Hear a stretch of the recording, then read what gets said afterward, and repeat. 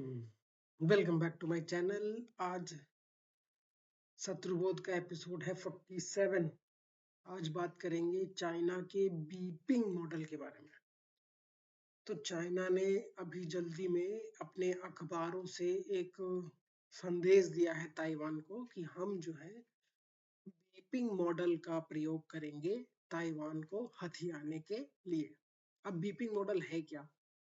एक छोटा सा किंगडम टाइप का था चाइना के अंदर, जब माओ जो है वो सत्ता हथिया रहे थे। जैसे सरदार पटेल सत्ता हथिया रहे थे, मतलब जगह हथिया रहे थे पूरे भारत में ढेर सारे लोगों को। भाई जितने राजा थे, मान लीजिए 550 राजा थे करीब, तो उन सबको हटा के ही तो भारत बना है। तो वैसे ही माओ भी जो है वो ढेर सारे राजाओं को कब्जा करके जो है वो महान चाइना बना रहे थे, जैसे भारत वाले महान भारत बना रहे थे। तो उसमें से एक जगह आई बीपिंग करके।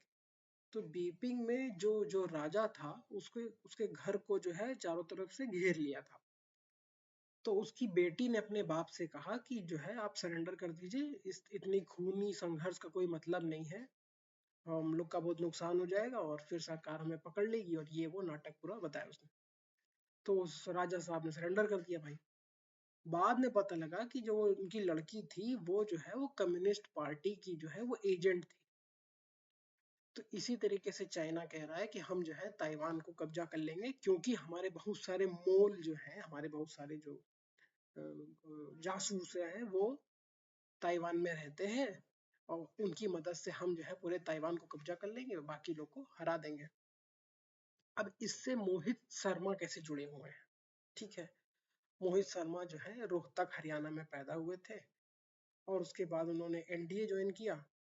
फिर वो आईएमए में गए, इंडियन मिलिट्री एकेडमी, पास हुए हैं 99 में। ठीक है, और बाद में देखिए पूरी कहानी का लबोलबाब ये है, जो धुरंधर मूवी आ रही है उसमें जो मेन कैरेक्टर है वो इंस्पायर्ड है मोहित शर्मा के कैरेक्टर से। ठीक है, अब मोहित शर्मा ने 2002 में जो है एक ऑपरेशन में उन्होंने पार्टिसिपेट किया था, जिसको उन्होंने लीड भी किया था। उसके लिए उनको प्रेसिडेंशियल मेडल के लिए जो है वो रिकमेंड किया गया था। फिर उन्होंने 2003 में एक कोवर्ट ऑपरेशन किया, जिसमें उन्होंने एक तरीके से इफ्तिकार भट्ट करके एक टेररिस्ट का पूरा वो चोला बनाया, लोगों को कन्विंस किया कि मैं ये करूंगा मैं ये वो करूंगा करके उन्होंने पूरा वो किया। और उसके लिए भी उनको एक ठो मेडल मिला था 2004 में। एलईडी कोवर्ट ऑपरेशन था, उनको सेना मेडल मिला था गैलेंट्री करके 2004 में। ठीक है, फिर वो 2005 में जो है वो मेजर बन गए, उससे पहले जो है उनका रैंक कम था। अब वो 2009 में उनकी शहीद हुए वो, लेकिन उनके शहीद होने में एक जादू है। तो इसी पे थोड़ी सी बात करनी थी कि बीपिंग मॉडल कैसे बनता और कैसे बिगड़ता है। देखिए, जो जो नियम है वो खेल के वो बदलते नहीं। देश बदल जाने से, जाति बदल जाने से, धर्म बदल जाने से, जो जो कोवर्ट खेल हैं, जो जो एक देश दूसरे देश के खिलाफ, एक बड़ा देश छोटे देश के खिलाफ, या फिर एक छोटा ग्रुप बड़े देश के खिलाफ चलते हैं, वो बदलते नहीं है। ठीक है, तो इसमें बीपिंग मॉडल ऐसे हुआ कि 2009 में जो है एक इंसर्जेंसी अटैक हुआ। बट मैं मानता हूँ कि वो इंसर्जेंसी अटैक सिर्फ और सिर्फ मोहित शर्मा को मारने के लिए हुआ था। ठीक है, ऐसा मेरा अपना मानना है। क्यों? क्योंकि मोहित शर्मा जैसे लोग जो हैं, जिनको ऑपरेशनल एक्सपीरियंस है कि कैसे टेररिस्ट बेसिस को इन्फिल्ट्रेट किया जाए, कैसे उनके आपस में जो है लोगों को लड़वाया जाए, कैसे एक डिस्ट्रस्ट जो है वो एक टेररिस्ट ऑर्गेनाइजेशन में पैदा किया जाए कि भाई पता नहीं कौन कहाँ से आया है, कौन किसका जो है वो मुखबिर है, वो उन्होंने क्रैक कर लिया था। और ऐसे लोग ही आगे चल के, जिनको ऑन ग्राउंड वर्क एक्सपीरियंस होता है, ऐसे लोग ही आगे चल के अजीत डोभाल बनते हैं। ठीक है, अजीत डोभाल बनने के लिए आपको ऑन ग्राउंड एक्सपीरियंस चाहिए, ये नहीं कि आप जो है सिर्फ कलम चला के जो है अजीत डोभाल बन जाएंगे।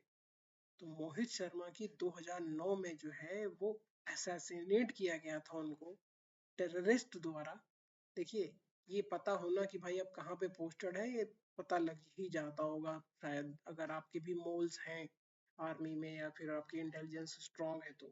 अगर भारत वाली अमेरिकन पाकिस्तानी आर्मी को जो अगर इन्फिल्ट्रेट कर सकते हैं, तो पाकिस्तानी भी भारत आर्मी में कुछ लोग को इन्फिल्ट्रेट तो कर ही लेते होंगे ना।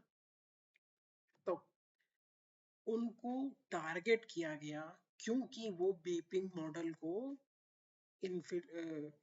अप्लाई कर सकते थे पाकिस्तानी स्टेट के खिलाफ, कश्मीरी इंसर्जेंट्स के खिलाफ, और इस तरह का आदमी जिसको जिसको स्ट्रैटेजिक जानकारी होती है चीज़ों की, कि कैसे किसी को तोड़ा जाए, किसी को मोड़ा जाए।